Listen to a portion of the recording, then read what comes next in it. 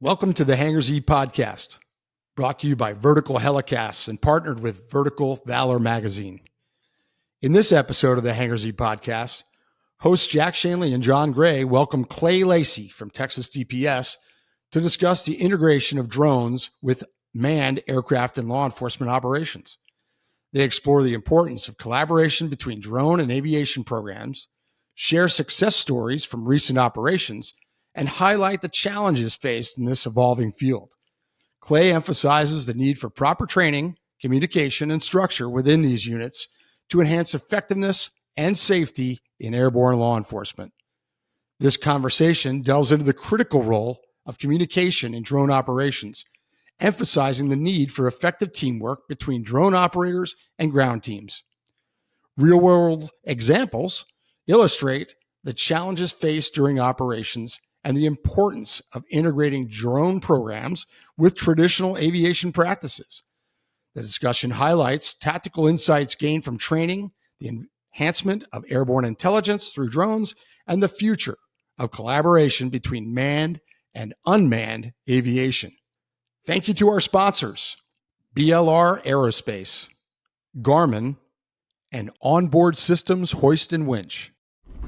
Welcome to the Hangar Z Podcast, brought to you by Vertical Helicasts. The Hangar Z Podcast is the first and only podcast dedicated to promoting and exploring the personnel and equipment behind the missions in public safety aviation. Join your host, John Gray, Jeff Ratkovich, and Jack Schonely. Still southbound, skidding to a stop. Stand by here. Looks like you're getting ready to bail. Heads up, guys, bailing. Okay, the guy, he's running through the house, jumping the fence, through the shotgun, through something out. Grabbing the shotgun. Don't go over that fence. Don't go over that fence. Grab the shotgun again. He is armed. Stay there. Hold your position. 4 on the stop. You're in custody. Good advising code 4 on the stop. You look at Nick and Ryan and the guys at Tactical Flying and Kevin Means put together a lot of graphics about angles, but just an example, we all know bad guys like to get in trash cans, right? And whether that's a dumpster or whether it's the kind that's at a residence that's, chest high, has the big lid on it, they get in those. So I always tell TFOs and drone, think of the guy balled up in the bottom of it with the lid open. And think of an ice cream cone. And at the point is where he is. And that ice cream cone goes up and out of that garbage can to infinity. Here's the deal. If you never find yourself inside that ice cream cone, either up high or right down low, you're never going to see this bad guy.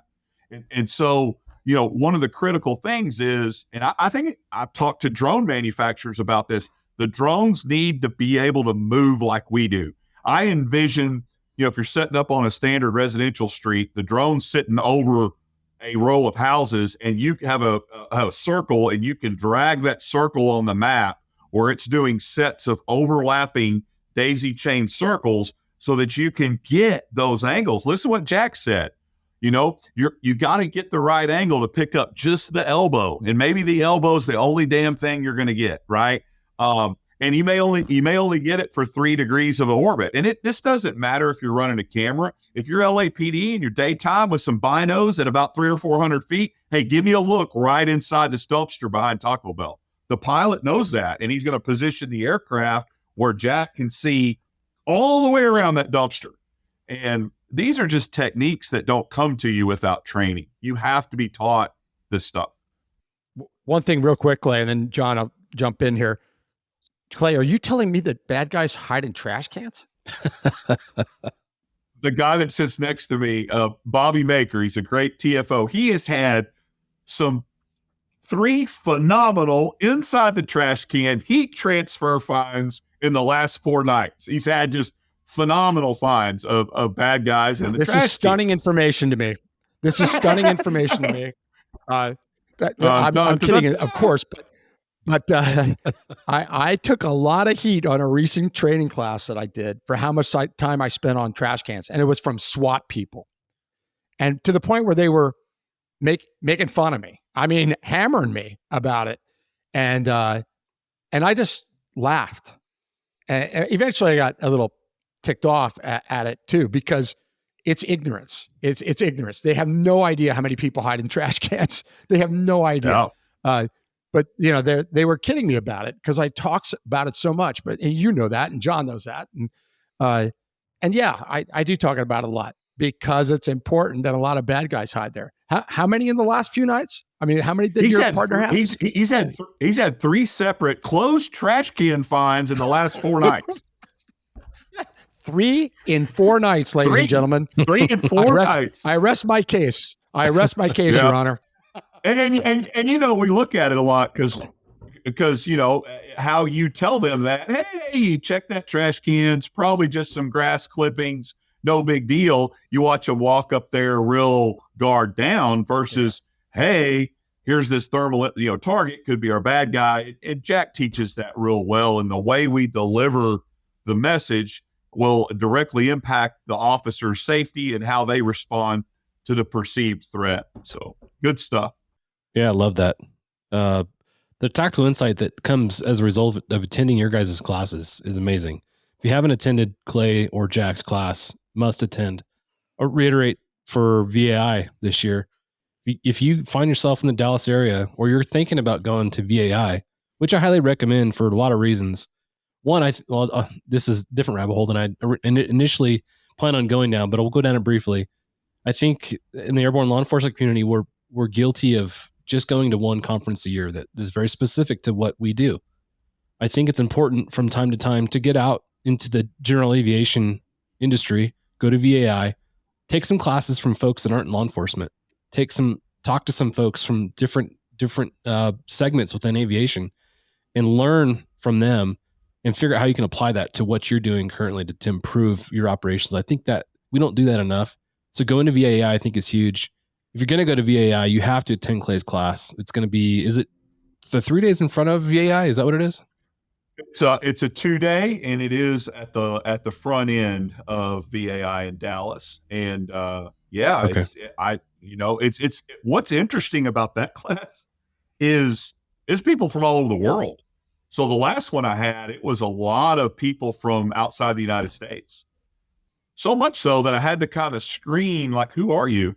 I know Jack's sensitive with this too. I'm very sensitive about the content that I deliver because I think it's not that it's something special for me, but I don't want bad guys to just have all of that, right? And we talk about it here, and anybody could jump on the podcast, but at the same time, Jack and I both get into some really, really details on some suspect behavior and that kind of stuff. I'm not a big, it started back with LAPD Life on the Beat. I never was a fan of all that stuff because it was cool to watch. It was cool to watch, but it sure showed our bad guys some tricks. So, I had to screen the class. I think the VAI class is a good opportunity. It's in Dallas. I live in Dallas. I'm 10 minutes north of downtown. So if you are in town for that, reach out to me. We'll go have a cold beer and some good barbecue for sure. It's going to be good. Barbecue in Dallas. Oh, I learned something else new today. Jeez. Yeah, this is great. Texas is finally figuring out barbecue. That's right. All right. Bad guys hide in trash cans. Barbecue in Texas. Got it. I'm writing it down, as a matter of fact. The second rabbit hole that I wanted to go down is piggybacking off what you said, Clay. You brought up that you, in a bad weather night, went into the field to see what you could do to help. And I think the days of law enforcement flying clubs are over, hopefully. The days of when there's bad weather, there's nothing to do. There's a solution here that you're suggesting that I think is great. Let's take the experience that we have collectively as aviation programs, go into the field and work with these drone programs, or if you have a drone, you're a drone operator yourself as part of the aviation program, go into the field and operate those drones and show the folks on the ground that when there's a cloud in the sky, we don't go hide in the hangar. And I think that's usually the biggest complaint, right, about aviation is, there's a cloud over Hawaii, so we're not going to go fly. Well, that's not true. I think most of us have a deep passion to catch bad guys, and what a cool opportunity this presents us to not only find bad guys, but help train folks on the ground that need our insight. Yeah, it's funny. It's funny you say that because, a lot of the air crew members, the TFOs, get upset when I say this. But man, if I can get on the ground and go down range with a solid tracking dog and do a good canine track with a call out or an apprehension at the end, I am as satisfied as I am when I'm TFOing in the aircraft and get a fine. That's what lights my fire. So a lot of times I'm looking on the way home from work for things to get into to help out, because there's no hunting like the hunting of men, right? And I think once that gets in you a little bit, it doesn't matter if you're on the ground or in the air. There's nothing better. Absolutely. Somebody should make a T-shirt with that on it. Yeah, it's true. It's just true. And the canine handlers know that very, very well. Hunting humans is very special, and it's hard, and it's challenging, and it's dangerous. And they make it look easy. How do the drones enhance airborne intelligence compared to a manned aircraft? I think it's the detail work, Jack. I think when we have areas of interest that need more detailing, they do a great job at that. Even if you bring a drone in behind a manned asset and do a yard, what you and I, all three of us, called a yard to yard. I don't know what you would call it now, but we don't have a dog. We don't have a helicopter. We don't have anything else. We are going to take a 5-man team, and we're going to search every front and backyard within these 2 blocks. Take the drone with you, because, man, you can throw that thing over the fence, sweep real quick. And if the guy's on the other side of the gate set up to ambush you, you see it. Recover the drone, change the battery, move down range, next house, work it. And I'm seeing in a lot of the requests for training I'm getting, where you are now getting a lot of unmanned aircraft assigned to SWAT, assigned to teams that are taking them inside buildings, and doing things inside buildings with the drones. And that's where I think the drones can give us intelligence that we'll never be able to do. You've got the bad guy inside the convenience store on a burglary that you get there, smash window, he's inside, we set a perimeter. Patrol can sit out there and call him. We can send a dog in to find him and bite him. You can have an aircraft circling. But the only asset that I know of that we can send, other than a robot maybe, that we can send in there and hunt that person inside that building and say he's actually kneeling next to the milk aisle at the back of the store, is a drone. You fly it through the window smash, take it over there and confirm, right? And maybe even engage the bad guy with communication. Hey, we see you. Yep. You're going to get dog bit if you don't come out.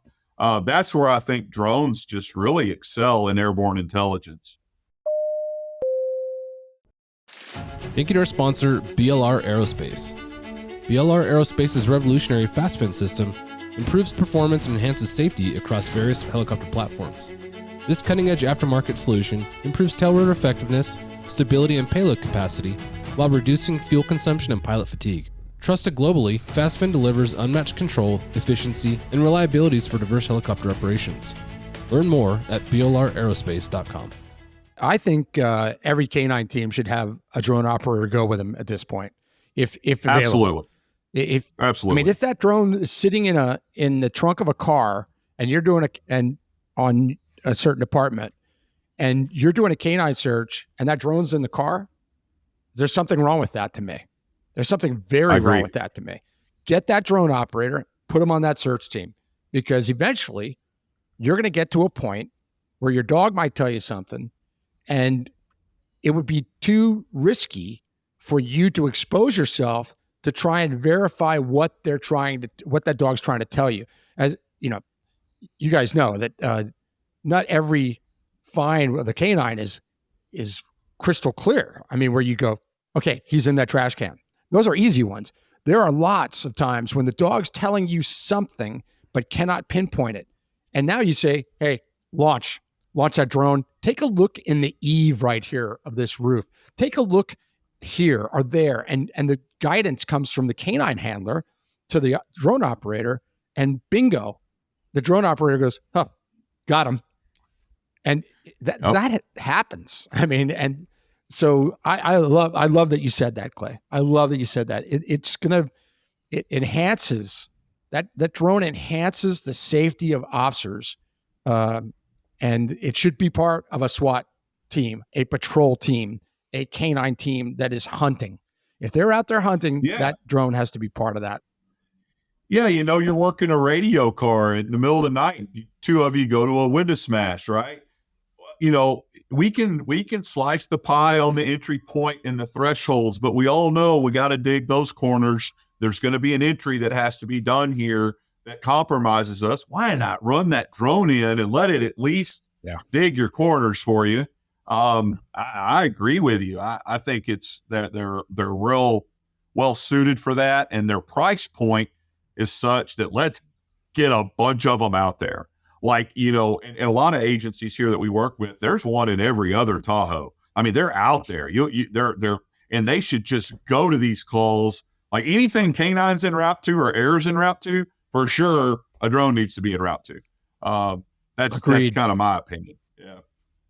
And a lot of it has to do, a lot of the usage of the drone doesn't necessarily have to do with the drone operator. It has to do with the teams they're supporting. And what I mean by that is I just witnessed this on the same training that I was at, where we tell them, okay, there's the car, suspect bailed out, and was last seen by a witness going that way. And the first thing they're got to do is clear the car. So how did they do that? Well, the drone is out ahead of them. That was already, the drone launched, got out ahead of them, and is talking to them. And next thing you know, I tell the drone operator, said, hey, what do you think about getting low and taking a look in that car? And he goes, I can do that. I said, I know you can. Let's do it. And while he's doing it, what happens? SWAT guys walk up on the car. I mean, they almost walk into the drone. I mean, so that's not on the drone operator, except that he should have said, hey, hold, I'm going to check something before you approach. But they haven't done this before. But the SWAT guys, they were oblivious to that drone. And it's not in their list of things to do yet. You know what I mean? It's like, yes, well, we know how to clear a car safely. Sure they can. But why would you get anywhere near that car before a drone looks in it? Why would you then not use the dog that's on your team as well to go up there before you approach? No, they walked right up on the car, walked right up on it. And so it's the culture of the customer has to change as well. Now, it's not just about the drone operator. It's about everyone involved in these searches that you have to think about. Drone, dog, human. Yeah. Drones are expendable. Dogs are expendable. You know how that pains me to say it, but I know they are. I mean, but you aren't, and John isn't, and I'm not.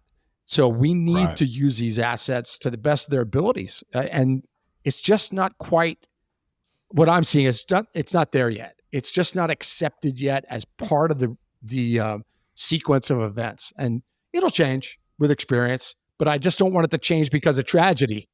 I don't want it to change because of tragedy. Part of what you're describing kind of highlights one of the limiting factors that drones have is, when you're flying a mission in a manned helicopter, if you're stuck on the camera, your field of view is limited to what you're seeing on that camera screen. Same thing with the drone. You're limited to what you're seeing on that camera screen. So, you're not able to pick your head off the camera screen and look outside and be like, hey, SWAT team, stop. We're searching this vehicle right now. You can't do that because you don't have the ability. If you take your eyes off the guy in the car to look behind you to see if SWAT's coming up on you, you're going to lose the guy in the car. So I think that's a great point that shows not only are drones important, but drones mixed with manned aviation is important, because you can accomplish two specific different goals with both of those during the same incident. Yeah, and you're right about that. And getting back to the intelligence gathering, for example, let's say a manned asset, we're sending the arrest team into an anomaly in a shed in a backyard. We might have this one gate or this one door that we don't like it's going to really expose the bad guys to danger while they're going in this shed. Let's put the drone on it. Hey, drone, can you watch that west gate? And I can't see it while I'm also watching our guys. Just watch that and make sure we don't get somebody walking through there, right?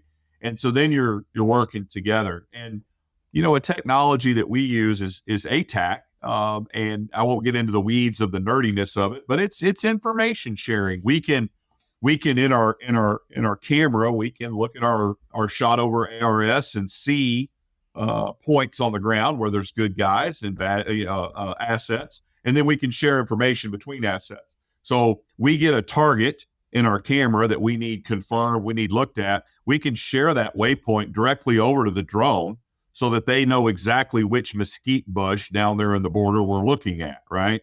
And, that I think that's the future of some of this as well, as bonded cellular and cellular networks get more robust and stronger, is information sharing real time between the assets. To the point of even now, we do a lot of handoffs with Dallas police or whatever. I just give them the coordinates of the target I'm looking at. They put it in their shot over, slew the West Cam. I don't have to go through what Jack and John, what we used to do forever of talking for 10 minutes trying to get the TFO onto the target. They just slew the camera, and now there's technology emerging that'll let the drones do that too. That technology is going to be a game changer as it expands throughout the industry. I really like that software and that program. There's a few other companies that are offering a similar service, so I'm excited to see how that not only changes the aviation assets and what we do, but how we integrate that information sharing amongst the ground fleets, which you guys are doing through ATAC. I love that. Yeah, it's a great tool. Before we move on to one other topic here, go to that slide about 2024. We didn't get to that, and there was where it lists the some events from last year or some highlights from what, there it is, notable events in 2024. Go down that for us. Tell us what those are. Yeah. So the bullet points there is our team that I mentioned earlier has conducted 4 remote pilot and command schools, which added us 72 new remote pilots, hosted 3 APSA trainer courses, which is good stuff. Hosted the Interpol Drone Expert Summit. We had 250 plus attendees from 31 different countries. And that was hosted at our drone training facility in Florence, which was really good. And then have been exhibitors at all the usual places. And Aaron and Jason really do a great job. I really want to give them credit because all of that is managed directly by them and their team. And those remote pilot and command schools now are really, really good. It's a crawl, walk, run, and you have some, not that a certification matters, but you get released like a TFO or a pilot does, right? Like you can now go do daytime missions. You have a pilot in command letter for the Texas Department of Public Safety, just like I do in every aircraft that I fly. They've got them for their drones because they're pilots and they're operating aircraft, right? And I think that professionalization and standardization of that stuff is it's morale building. It makes our men and women who are doing that job recognize how important they actually are.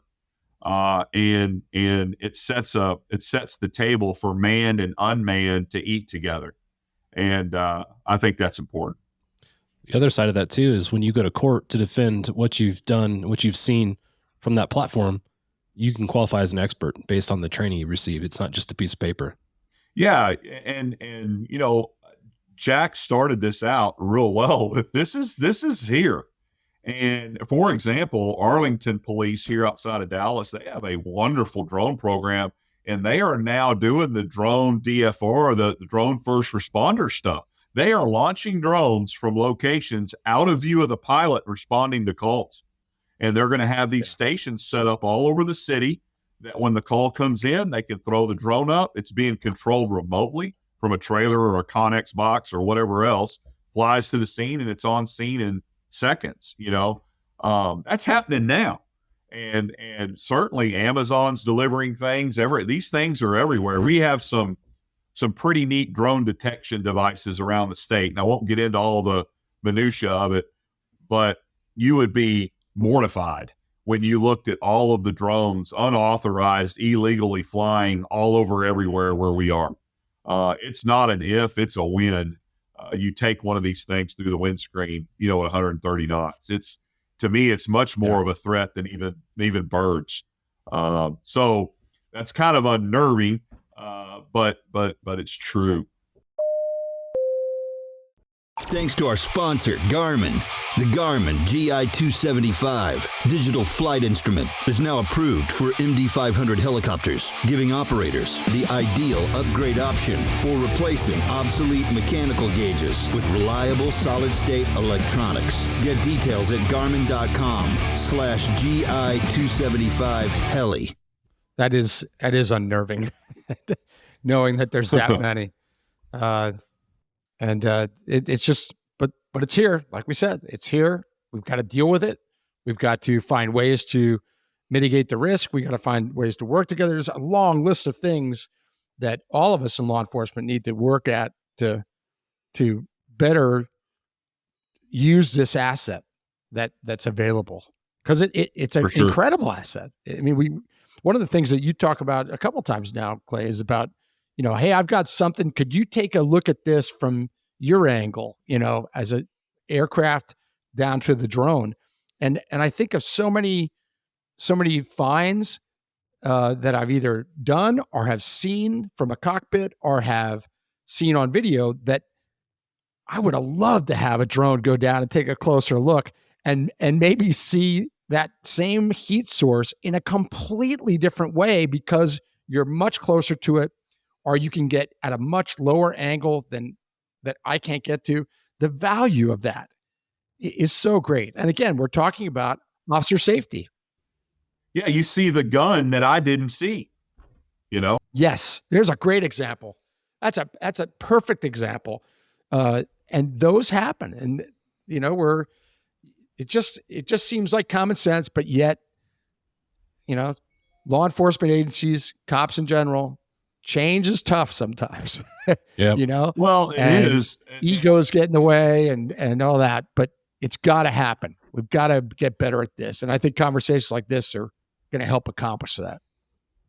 I think so too. And you look at Randy Rolls over at Helicopter Institute. I know y'all did a phenomenal piece with him that I really enjoyed. He's a mentor of mine. He was awesome. I did the best. We do our night NVG work in Helicopter Institute, and it's the best training I've ever had flying. But nonetheless,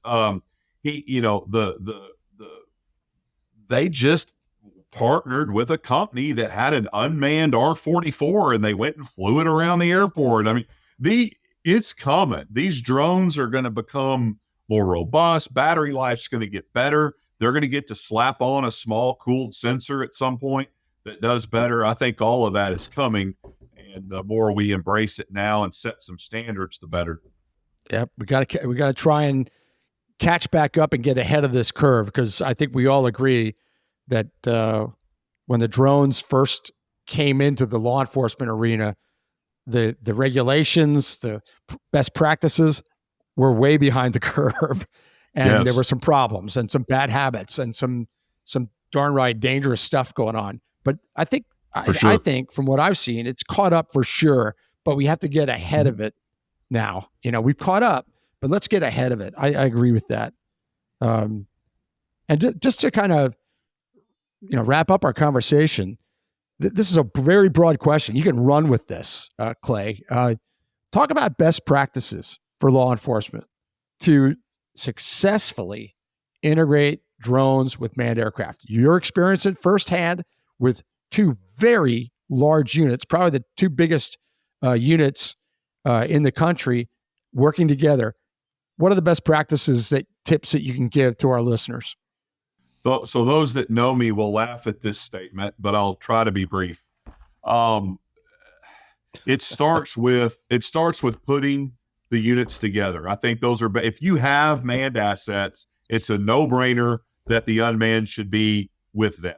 If you don't have manned assets, chances are you have someone who provides you that service, unless you're just in some really remote areas where there's nothing. In other words, yeah, you may be, a PD that doesn't have a helicopter, but Texas DPS comes with a helicopter and supports you. It's important that Texas DPS is integrated into your unmanned platform and that we're all speaking the same language. And that I just did a drone class for 24 pilots in the Metroplex. It was my same suspect behavior and perimeter containment class that I give to manned air crews, which is the same class that Jack and I give to patrol officers, because we're all doing those same things. So put them together, house them together, and then make it very clear what each can do and what they physically cannot do.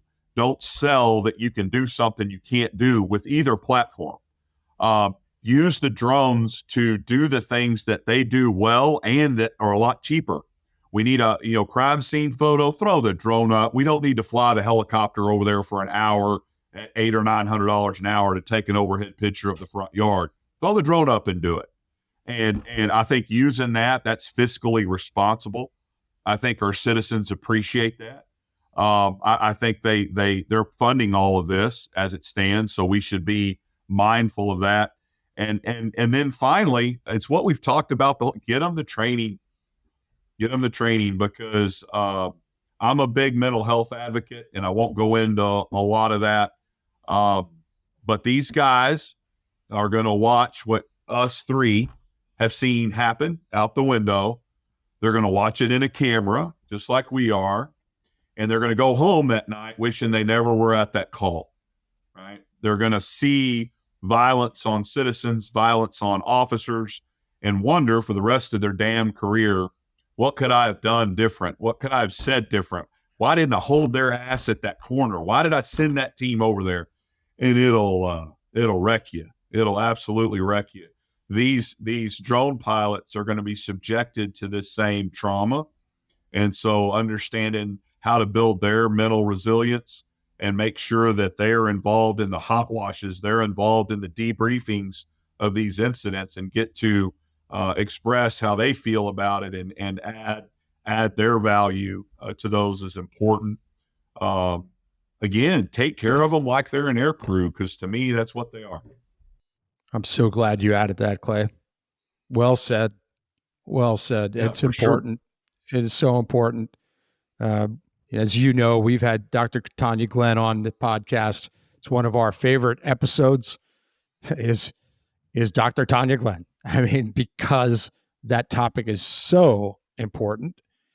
We've talked to you about some more details about that in past episodes. It's important that air crews are over a lot of stuff. And you're right. That drone operator is exactly the same.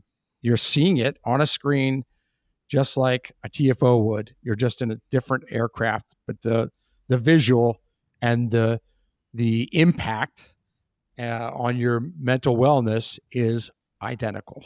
So, and it can actually be a little worse. You know what? You got the barricaded suspect in the car on the SWAT standoff. The drone is sitting outside his window. He blows his head off. It's going to be huge in your screen, and these things are not normal for human beings to process. And that's right. I mean, I for years pushed it all down, didn't get any help. And one of the best things I've ever done is go out and seek help, and then regularly continue to get those tune-ups on the mental health side from a mental health professional. So I don't mean to beat that drum too much, but let's not forget our drone pilots and what they're going to be exposed to. Yeah, I think it's important that we talk about it, because every time we have the conversation, it normalizes the fact that it's important, and that's something that we should do. I think we've lied to ourselves for forever as a collective community that we should be okay with what we're seeing, and we all know now, after lots of scientific research and personal experience, that that's not the case. So I think anytime we can talk about this, destigmify, getting some resources and some help in place to go through the tune-ups like you brought up, I think the more the better. So I love that you brought that up. I think it's critically important, and it's something that we really want to focus on as we continue to talk and have these conversations on the podcast. That's right. That John and I've talked about this a lot on the podcast and offline, how important this topic is. We can't talk about it enough. And we've had plenty of guests talk about it, and we plan on doing it in the future. And we search for people to, like John said, normalize it. It needs to be normalized, because it is normal to feel the things that we feel after seeing unimaginable things on our screens, in our binoculars, in our view. And it just it needs to be talked about. So I'm glad you Yeah. brought it up, Clay. We weren't beating the drum too much on that. You can't beat the drum enough on that topic. I was just going to say, it's kind of like situational awareness. You don't realize that you've lost situational awareness until you get it back. When you're in the midst of not having it, your passage of time, everything is off. And it's kind of like this trauma. When I was 26, I laughed at this stuff, right? Yeah, I saw that. Wow, it was crazy that happened. Let's go have a beer. I don't know why it works this way, but it'll pile up on you. So I know the 27-year-old listening to me that's kicking ass and taking names in that, LAPD helicopter. You may not see this now, but it piles up on you, and all of a sudden it comes out of a closet at some random time in your career, and you're like, what the hell was that? Yep. Being where you guys are, Clay, you've got access to Tanya Glenn, which is amazing. She's out of your area. If you have access to Dr. Glenn, I highly suggest getting in touch with her and working with her. But if you don't, I will say that Vertical Valor magazine is going to have a series of articles being written by Dr. Tanya Glenn in this next year. So pay attention to Vertical Valor. Look for the articles that she's going to write with the huge amount of knowledge and insight that she has into that world. So highly suggest that. And Clay, I don't know if you've got some words that you can share about Dr. Glenn and your experience with her, but if you do, that'd be great. Goodrich Hoist has officially changed our name to Onboard Systems Hoist. While the name has changed, our commitment to excellence and safety remains the same. Whether your mission is saving lives or servicing high-value assets, Onboard Systems Hoist stays ready to assist. Features such as single-point payout reduce the potential for hoist-induced load swings, enhancing overall safety. For more information, go to hoist-winch.onboardsystems.com. She's phenomenal. And I visited with her on more than one occasion. She's now got satellite kind of offices around Texas. She gets it. She's one of the best, but there are others out there. There are resources out there. The one that I'm engaged with now is local here in Dallas. It's a lot of retired law enforcement, retired public safety that have gone on and become credentialed in the mental health world and got their PhDs and their masters in counseling. And they walk you through these things. And Tanya always talked to me as kind of funny. She said, think of kind of index cards and you want to put them all where they belong in a box in your head, but you got these 4 or 5 that every once in a while just flop around and they're not in the right spot. And so what that does is it helps you put those away. It's not ever going to be gone, but it helps you manage that. It's kind of like Jimmy Hatch talks about, in his book, which is a real powerful book also, but talks about, it doesn't go away, but you learn how to manage that stuff. So I can't say enough great things about Tanya. She's phenomenal. She's the best. We really love Tanya, and all that she's done for law enforcement and for our military we can't thank her enough. And she's just good at it. And like you say, Clay, she's the best. She really understands the cop mentality. She's been there. She does the work. She goes on the ride along. She makes her people that are working with her go on the ride along. She wants that perspective to be one of understanding what they do, not just what they saw or talking to you about some traumatic event. No, you have to really understand their perspective from their shoes. And she's done that. And she's just a great human. And we're lucky that she does what she does. She's very special. Absolutely. John, anything to wrap this up? And I just, again, go back to what we started with. Always honored to sit here and talk with you guys. The amount of knowledge that you have to impart in our community is amazing. So I'm always thankful that you guys take the time out of your schedules to share with all of us. The collective experience that you guys have is really great. Texas DPS is like LAPD in my book. You run so many calls. The call volume that you guys handle really dials you guys in as an agency and makes you so effective, just like LAPD. So to learn from you guys and in this particular circumstance, talking about drones, look at all the flight hours that you guys have participated in, all the things that you've done. If we're going to learn from somebody about drone operations, I think, Texas DPS, LAPD, those are the agencies you want to look at, agencies that have volume. So, because volume exposes problems, right? Yeah. So I thank you for taking the time. Love both you guys. And again, thank you for sharing and being vulnerable. Oh, same. Absolutely. It's an honor to be here. And yeah, thank you as well. And I want to thank also a plug to our leadership. I mean, our department from the director down, our aviation leadership is incredible. It's incredible. And those are the people who shape me, that built me, that build the environment that I'm able to work in. So I just want to, maybe if we have some leaders, rank or otherwise, listening to the podcast, you're very important, and that strong leadership can really affect the lives of a lot of people. Agreed. It's good to hear that, because I feel like as an industry in law enforcement, we're fighting the opposite of that. A lot of agencies are really struggling to come to grips with what a good leader looks like. And again, just like the mental health conversation, I think the conversation surrounding leadership is important, because it kind of highlights the need for ongoing training and leadership development, not just when you get to the leadership spot. The thing, hey, congratulations, you're a sergeant. Now you got to figure out how to be a sergeant. I think that's something that we need to circumvent. And as a collective group, like, hey, we're going to start training you to be a leader from day one, and I think that's critically important. Yeah. So these are all topics that hit home for me. I love these topics, and Heck yeah. And I love that you brought up leadership too, because these programs don't exist outside of good leadership. They do not. No doubt. Clay, how do people get in touch with you if they want to reach out and ask you questions or get a class going? What do they need to do?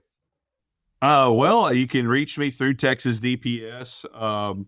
You can reach me on my personal email. I'm pretty easy to get in touch with. I don't have a great big website like Jack does and Hangar Z does, but Yeah. you can just holler at me and I'll do whatever I can to help you out. But yeah, just reach out through the state. I'm with Texas DPS up in McKinney. Clay Lacey, LACEY at dps.texas.gov. That's a good email. Or clay.lacey@gmail.com, either one. I'll also say you can always reach out to us as well through Yes. instant message or direct message, whatever, and we'll relay whatever message you send to us to Clay. Yeah, we'll connect you. We'll get you connected with Clay. We know where to find him. He's easy to find. And by the time this probably airs, things will be over. But prayers are with you, John and Jack, in that crossfire. If you are on the fires up there, for the listeners that don't know, John is in the crosshairs of some pretty bad stuff up there. So the winds and the fires, we're praying for you down here in Texas. Thanks, Clay. Yeah, California's got no shortage of weird things that take place. From politics to weather. So politics tend to be worse than the weather here, but every once in a while, like now with the Santa Anas, you never know what you're going to get. And they're saying the winter we've had so far is the worst or driest winter we've had since 1850, which whether or not that's true, I don't know. But if it is, and I guess it's evident in what's happening in this fire behavior that we're seeing, it's causing a lot of destruction and upending a lot of lives. And so, yeah, thank you for that. And same for me, all these fire pilots that we have in our local community, part of our public safety aviation community, they're out doing the Lord's work right now. They're fighting all kinds of turbulence and putting their machines to the absolute limit to protect people and property. So hats off to them. Mike Sagely is one that comes to mind. Tony Weber. I was thinking about Mike this morning. I was watching some video and saw an LA County bird. I went, that's probably Mike. And we know what he's made of. That guy is top notch, but boy, oh boy, this is a little bit different. The winds are really, really howling. And I mean, they're used to that stuff, but the fire's big, the winds are strong, high risk stuff, but they're pros and we're lucky to have them. That's for sure. Last question before we sign off, Clay, with all the mission sets that you guys have at Texas DPS. Are you guys involved in the firefighting mission set? We're just getting started on that. So I think with the acquisition of the 412 and training from Helicopter Institute on that platform, we have fought a couple of fires with it. I think we've got a new H-145 on order that we're going to be getting pretty soon, which is a nice platform to do a little bit of that out of. So yeah, we are just getting started in that. Because you guys do have significant wildfires in West Texas, don't you? In certain times of the year.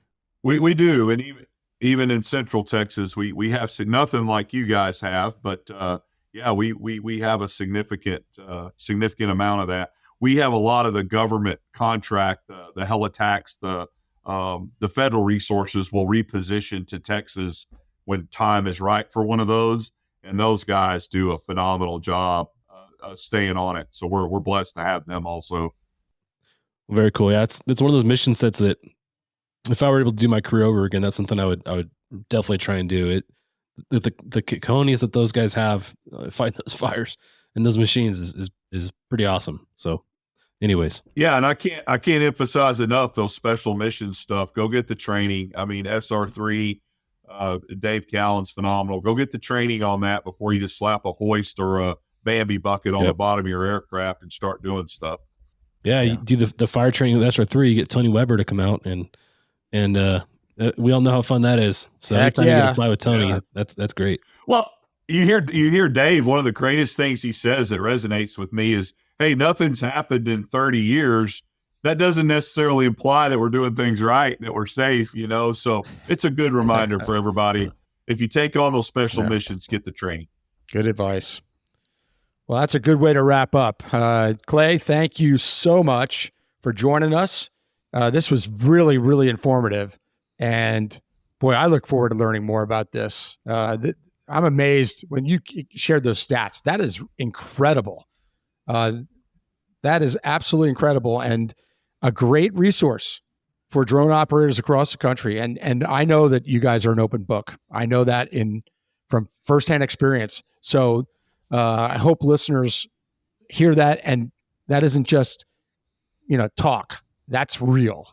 And not just from Clay, but from Texas DPS in general. So, reach out and learn and see if you can expand what you're doing with your drones. And this integration is important for a lot of reasons, safety being one of them, and catching bad guys being right there. So this was really informative, and we appreciate it, you taking the time, Clay. So thank you again. John, good seeing you. Glad you're safe. And we will talk to you all next time on the Hangar Z Podcast. Cheers. Thanks, guys. Thanks for joining us for this episode of the Hangar Z Podcast. Don't forget to like and subscribe to hear more stories that promote the personnel and equipment behind the missions in public safety aviation. Lastly, stand by for a message after a word from our sponsors. Cheers. Goodrich Hoist has officially changed our name to Onboard Systems Hoist. While the name has changed, our commitment to excellence and safety remains the same. Whether your mission is saving lives or servicing high-value assets, Onboard Systems Hoist stays ready to assist. Features such as single-point payout reduce the potential for hoist-induced load swings, enhancing overall safety. For more information, go to hoist-winch.onboardsystems.com. Thank you to our sponsor, BLR Aerospace. BLR Aerospace's revolutionary fast fin system improves performance and enhances safety across various helicopter platforms. This cutting-edge aftermarket solution improves tail rotor effectiveness, stability, and payload capacity while reducing fuel consumption and pilot fatigue. Trusted globally, FastFin delivers unmatched control, efficiency, and reliabilities for diverse helicopter operations. Learn more at blraerospace.com. Thanks to our sponsor, Garmin.